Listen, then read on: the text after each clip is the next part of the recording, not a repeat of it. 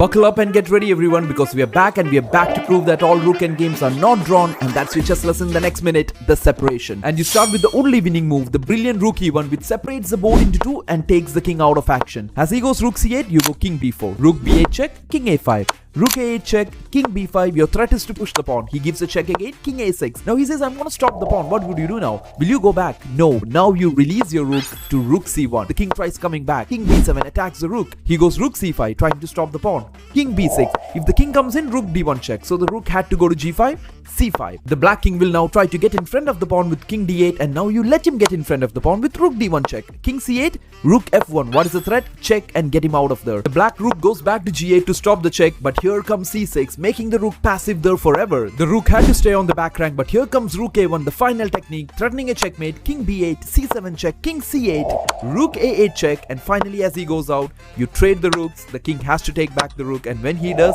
you push the pawn, you promote back to a queen. This game is over. And that's why they say if you're good at the end games, you are good at chess.